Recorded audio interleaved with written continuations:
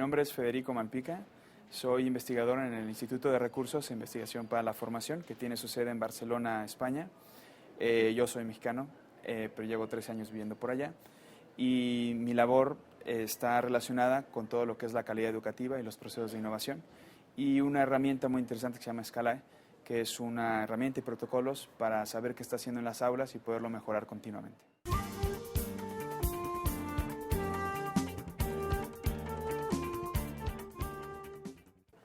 Una persona es competente cuando es capaz de, ante una situación problemática de la vida, sea la vida personal, profesional, la competencia que sea, ¿no? Aquí estamos hablando de competencias para la vida, entonces ante una situación problemática de la vida que se le plantea, sea capaz de resolverla, pero a través de un análisis de esa situación problemática, y a partir de aquí pueda escoger algunos esquemas de actuación que sean oportunos, que sean adecuados para resolver esa competencia, y luego sea capaz de aplicar ese esquema de actuación, el que haya escogido que es el adecuado, de manera estratégica, adaptada, para poder resolver esa situación problemática, ¿no?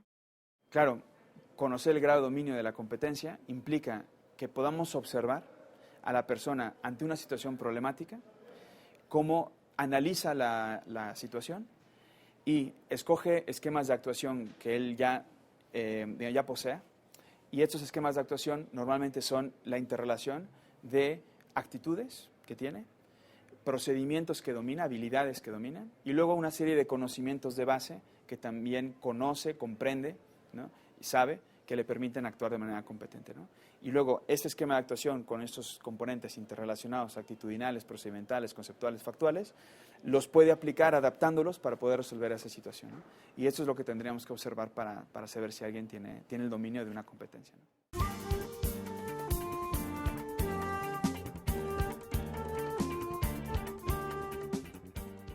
El objeto de evaluación de una enseñanza por competencias, yo diría que son 2. Por un lado tendríamos el resultado de aprendizaje, pero por otro lado también el proceso, ¿no? El proceso de enseñanza que nos lleva al resultado de aprendizaje, ¿no? Y por tanto el proceso de enseñanza y el proceso de aprendizaje son 2 procesos, pero están íntimamente relacionados, de tal manera que aquello que aplicamos en las aulas está correlacionado con los resultados de aprendizaje que tendrán los alumnos, ¿no? Por tanto, la formación de competencias y el objeto de evaluación de las competencias tendría que ser también la propia actuación docente por un lado, y luego también las actuaciones que estamos observando en los alumnos para determinar si ya están siendo competentes en la resolución de problemas para la vida, ¿no?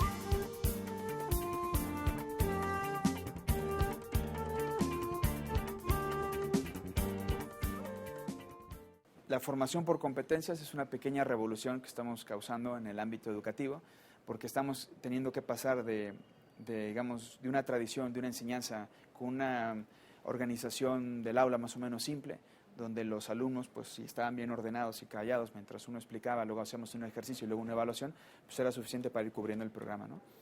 En la formación por competencias, como ellos tienen que resolver problemas de la vida, saber analizar, tener esquemas de actuación incorporados y aplicarlos de manera estratégica, todo esto supone pues una complejidad en la forma de enseñar, digamos, ¿no?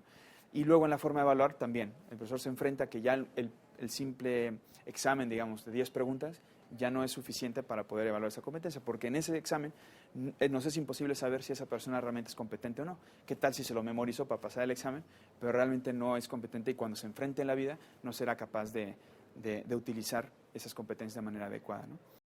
Esos problemas tienen que ver con algunas cuestiones interesantes. Por ejemplo, una es que los profesores estamos acostumbrados a realizar evaluaciones más para sancionar que para informar, digamos, ¿no? Sí, también para informar, pero es todo para sancionar, de tal manera que decimos, tú repruebas, tú apruebas, ¿no? En la enseñanza por competencia tendremos que ir a una evaluación que por un lado tuviera una parte normativa y por tanto sí una calificación, pero por otro lado también tuviera una parte criterial, ¿no? Una parte criterial en función de las capacidades que tenga cada alumno para responder a esa competencia, ¿no? Por tanto, tendríamos incluso que elaborar como boletas de calificaciones con 2 columnas, donde hubiera la parte normativa, que es la que marca pues, las autoridades y que es la oficial, digamos, pero luego tuviera una parte criterial donde en función de la competencia que ya ha adquirido el alumno, yo le pueda medir hasta qué grado está llegando, ¿no? Después de una formación, después de una serie de actividades didácticas que yo le he puesto, ¿no? Y por tanto, esta tendría que ver más con el aprovechamiento, ¿no? Con aquello que ahora ya saben hacer que antes no podían.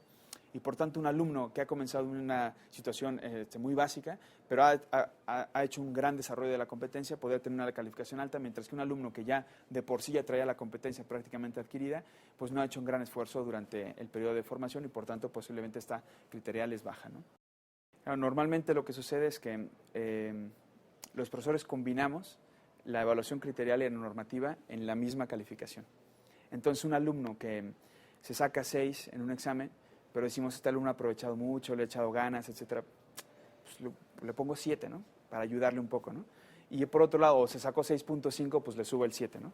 Y un alumno que se sacó 6, pero es un desastre en la clase, no me ayuda, es un flojo, ¿no? Entonces le pongo 5.5 y ya me lo reprobé, digamos, ¿no?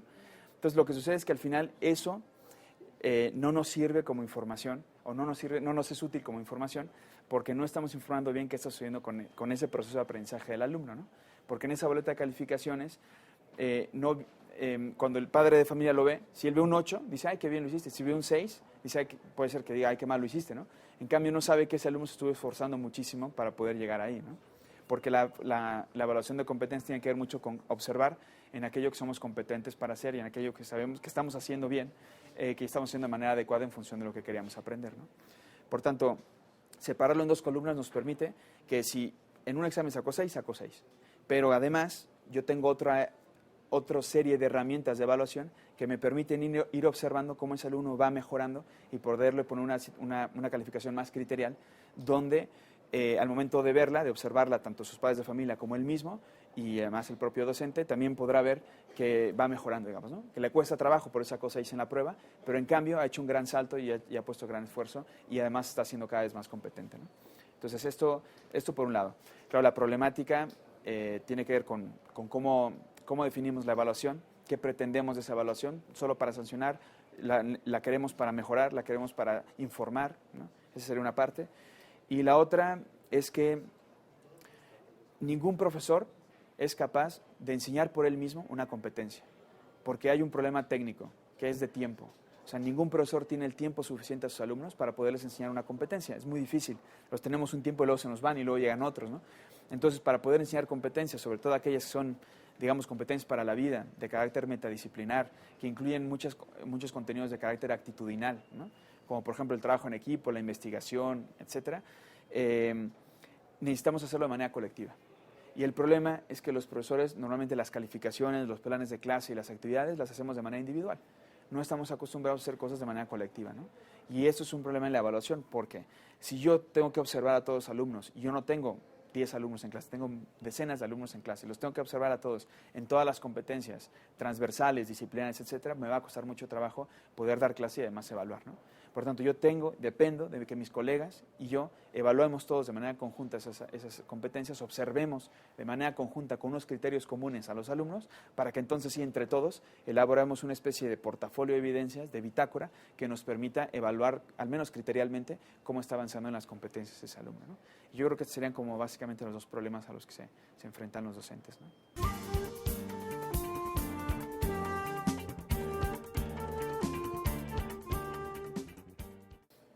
Número 1, necesitamos observar la capacidad de análisis que tienen los alumnos frente a una situación problemática.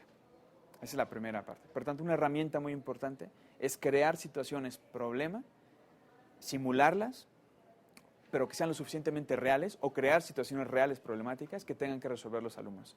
Y en esa resolución, observar cómo analizan la situación y qué decisiones toman. Y las decisiones que toman tendrían que ser al respecto de los esquemas de actuación que nosotros hemos enseñado y que ellos se supone que han aprendido para poder resolver esa situación, ¿no?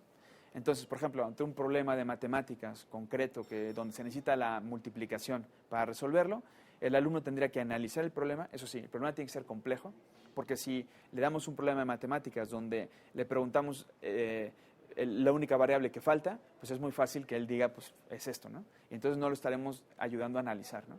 Y luego nos vienen evaluaciones complejas como las de PISA y como hay 10 variables ya se pierden los alumnos, ¿no? Entonces tenemos que poner situaciones suficientemente complejas. Complejo significa que tengan más variables de las que se necesitan para resolver el problema. Porque normalmente la vida es así, es compleja y tiene muchas más variables de las que se necesitan para resolver los problemas, ¿no? Por tanto, aquí estaríamos entrenando su capacidad de análisis. Esa sería la primera herramienta, ¿no? Luego, lo siguiente es que escojan esquemas de actuación. Como ya me habéis dicho, los esquemas de actuación están compuestos básicamente de 4 tipos de contenidos. De carácter factual, que son todos los hechos y datos que se tienen que memorizar.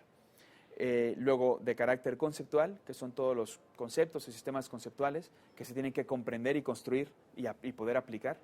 Luego, los procedimientos, que son todas aquellas habilidades, todo el saber hacer, pasos para conseguir un objetivo en concreto, y estos se tienen que dominar, ¿no? A través de la práctica. Y por último, las actitudes, ¿no? Actitudes que pueden ser normas, valores, pero que expresados en comportamientos, donde la persona, a través de situaciones ejemplares, de situaciones problemáticas, de debate y posicionamiento, los ha incorporado en su escala de valores y actúa con comportamientos más o menos estables en consecuencia, ¿no? Y por tanto, cada uno de ellos forma parte de este esquema de actuación que utilizamos para poder resolver un problema, pero sucede que como se aprende de manera diferente, también se tienen que evaluar de manera diferenciada, ¿no? Por ejemplo, en este problema de matemáticas, ¿no? Los alumnos, si tenemos 4 alumnos, imagínense que tenemos 4 alumnos, cada alumno puede estar fallando en una de las diferentes partes de este esquema de actuación. Un alumno, por ejemplo, está fallando porque no se sabe las tablas de multiplicar. Como para el problema se necesita hacer una multiplicación, pero no sabe bien las tablas, falló. El otro alumno también falló, por tanto no es competente, pero en lo que falló es que al momento de analizar el problema definió que lo que se necesitaba era una suma y no vio que lo que necesitaba realmente era una multiplicación. Por tanto, pues todavía no entendió el concepto de multiplicación y para qué se aplica, ¿no? Por tanto, falló en lo conceptual, ¿no?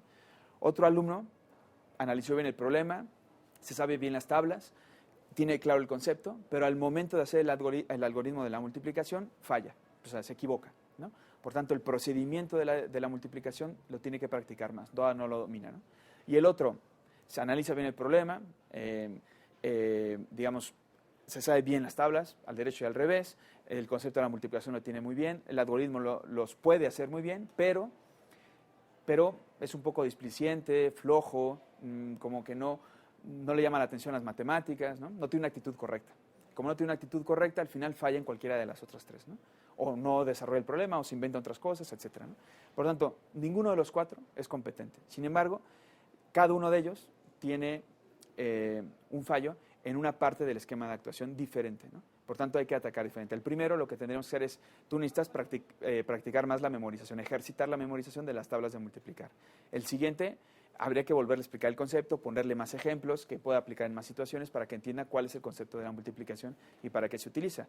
El tercero, lo que tendría que hacer es ejercitar más, practicar más el procedimiento del algoritmo de la multiplicación. Y el último, habría que hablar con él o convencerlo, o él convencerse, motivarlo, ponerle ejemplos de para qué lo va a utilizar en la vida, por qué es importante la multiplicación y resolver este tipo de problemática, ¿no? De tal manera que él fuera incorporando esa actitud correcta que se necesita para ser competente, ¿no? Por tanto, ahí ya tenemos varias herramientas para la evaluación de competencias en función del tipo de contenido que se necesite para esa competencia y esos esquemas de actuación. Y por último, tendríamos que observar que puedan utilizar de manera interrelacionada ese esquema de actuación con todos esos contenidos para resolver el problema y de manera estratégica, porque dependiendo del problema tendrían que poderlo adaptar, ¿no? Y por tanto tendríamos que utilizar muchas herramientas de evaluación que tengan que ver con la observación. La observación tendrá que ser observación inicial, observación durante el proceso que desarrollan la competencia y desarrollan esas situaciones problemáticas, y una evaluación final donde se le pone una situación problemática donde se supone que ya son competentes, y aquí él tendrá que hacer el esfuerzo de desarrollar desde el análisis, el esquema de actuación y después la aplicación estratégica de ese esquema, ¿no?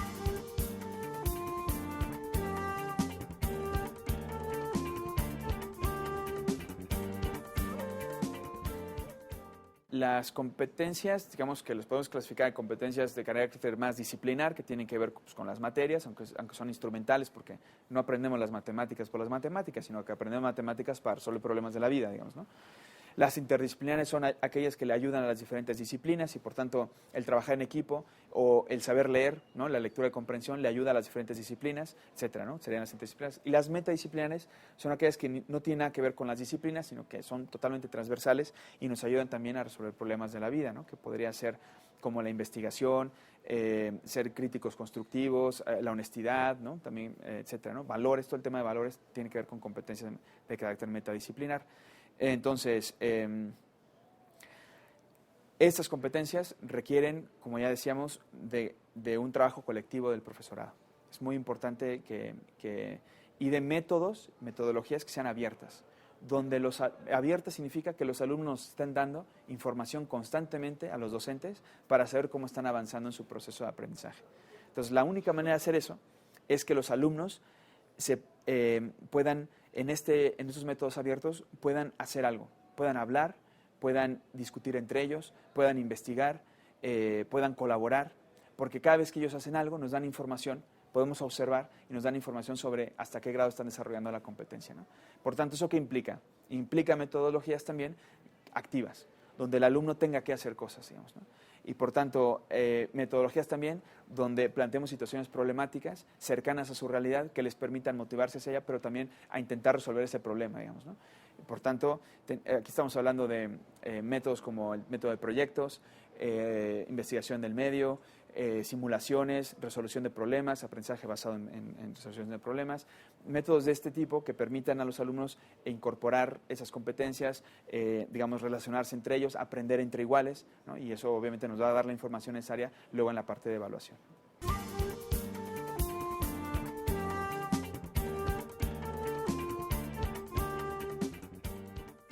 Un docente que hasta el momento su práctica habitual, aquello digamos que lleva en su mochila docente, que son sus herramientas didácticas, ¿no? Tienen que ver más con una enseñanza más magistral, instructiva, ¿no? Donde más o menos sus herramientas es comenzar un tema explicando, a partir de aquí hacer una serie de ejercicios y luego una evaluación, tendrá que dar un salto importante para poder evaluar por competencias, ¿no? Profesores que han incorporado ya en sus prácticas metodologías como las que estamos mencionando ahora, que son activas, que incorporan que los alumnos también se puedan poner de pie, puedan hablar, puedan participar, puedan moverse. Profesores que han incorporado ya en sus prácticas una organización compleja del aula, les costará menos, ¿no? Por tanto, un poco iría por ahí. O sea, lo que necesita el profesor es incorporar, es decir, también él necesita desarrollar competencias docentes para poder observar claramente cuál es ese desarrollo de la competencia en cada uno de los alumnos, ¿no? Por tanto, necesitan ser buenos observadores de sus alumnos, necesitan ser buenos escuchas de sus alumnos. Y por tanto necesitan que ellos participen, que ellos se activen y para que entonces les dejemos ese campo donde nosotros podamos hacer la observación, digamos como una especie de observación, de una investigación etnográfica donde estamos trabajando con ellos, pero al mismo tiempo los estamos observando, ¿no? Y toda esa serie de competencias docentes las tienen que ir incorporando todos aquellos que nos dedicamos a la enseñanza, sobre todo si queremos que sea esa enseñanza por competencias y ese aprendizaje para la vida, ¿no?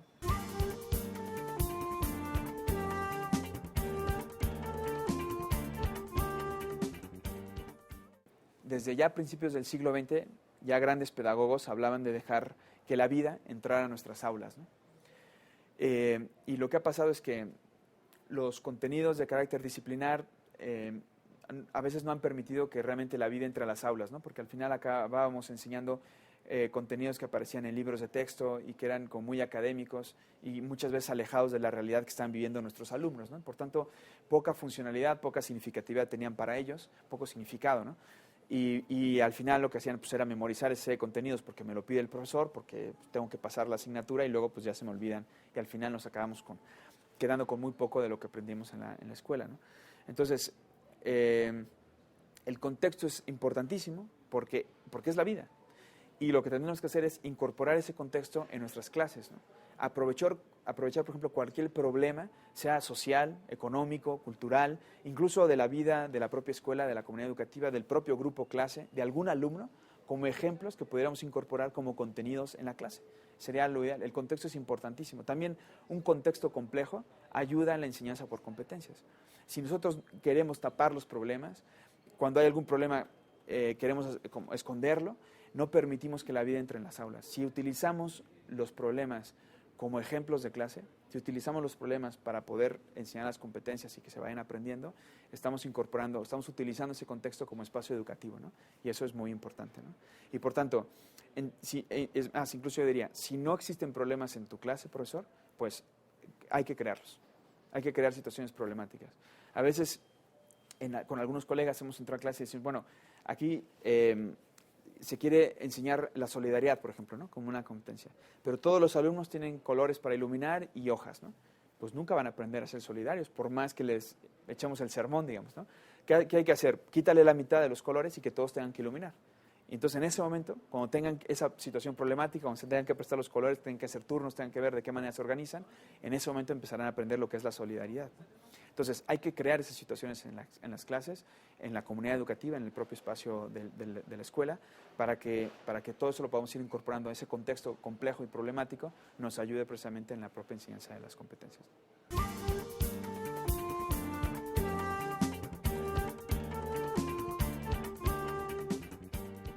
De las competencias lo que podemos observar normalmente son los comportamientos, ¿no? Que es un poco la punta del iceberg porque podemos observar el proceso de desarrollo de una competencia, ¿no? donde el alumno se desempeña ante una situación problemática y entonces él tiene que hacer todo ese proceso de analizar la situación, escoger el esquema de actuación adecuado, aplicarlo de manera estratégica, ¿no? Y por tanto nosotros lo que podemos observar es ese proceso de desarrollo de la competencia en una situación concreta y por tanto, ¿qué necesitamos? Muchas situaciones donde podamos observar esto, ¿no?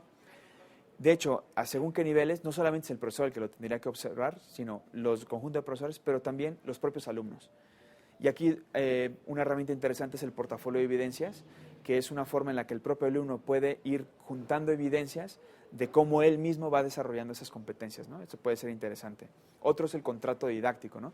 Donde el profesor y alumno hacen una especie de acuerdo de aquello que él va a desarrollar, de aquellos problemas que él va a solucionar en función de una serie de contenidos que le estamos dando, tanto de carácter factual, conceptual, procedimental y actitudinal.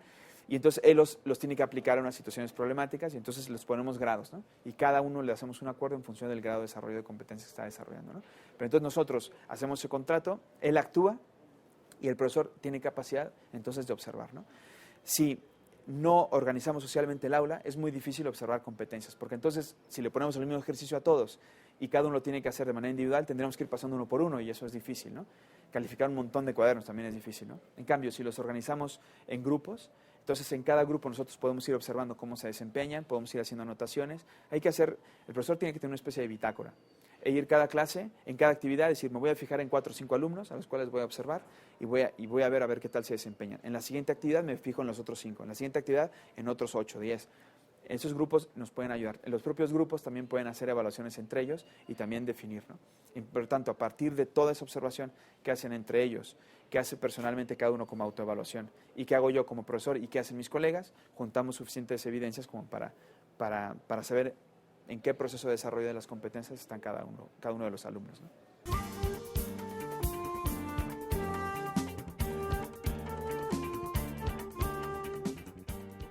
Esto es importantísimo, porque como ya decíamos, un profesor no los tiene el tiempo suficiente. Diríamos que la escuela tampoco los tiene el tiempo suficiente como para enseñar competencias, sobre todo las de carácter metadisciplinar, ¿no? Todas las que tienen que ver con los aspectos de ciudadanía, ¿no? Y otras cosas de valores, digamos, ¿no? Por tanto, el apoyo de los padres es imprescindible. De tal manera que tanto, digamos, la casa también se puede convertir en un espacio educativo, donde bien asesorados los padres de familia podrían realizar actividades que ayudaran en ese proceso de aprendizaje de las competencias. Sabemos que para aprender actitudes necesitamos tener ejemplos, para que entonces yo diga, yo quiero parecerme a, ¿no? O yo quiero seguir el ejemplo de, ¿no? O el mismo ejemplo que tengo en la escuela lo tengo en casa y entonces es coherente, ¿no? Entonces eso ya nos ayuda. Luego tenemos que involucrar las emociones a través de situaciones problemáticas. La casa es una fuente de situaciones problemáticas y por tanto podemos utilizar esto para ir generando un análisis, generando también una toma de posicionamiento de parte del propio alumno, ¿no? Y en casa pues del hijo o la hija, que permita que vaya incorporando en su escala de valores esos comportamientos que queremos, ¿no? Si esto lo hacemos de manera coordinada entre la escuela y la casa, el alumno ya verá que eso es así, ¿no? Tendrá el ejemplo. 2, involucrar emociones, porque cada vez que hay una situación problemática de esto, aprovechan para que lo analicemos, que lo debatamos, entonces yo lo voy incorporando, ¿no? Al final, el alumno o la alumna va pasando de la heteronomía moral, lo hago porque me lo dicen, porque me lo piden, porque me obligan, a la autonomía moral, lo hago porque me lo creo, porque lo he incorporado en mi escala de valores y por tanto me comporto en consecuencia, ¿no? Entonces, parte del éxito de la enseñanza de competencias metadisciplinares es poder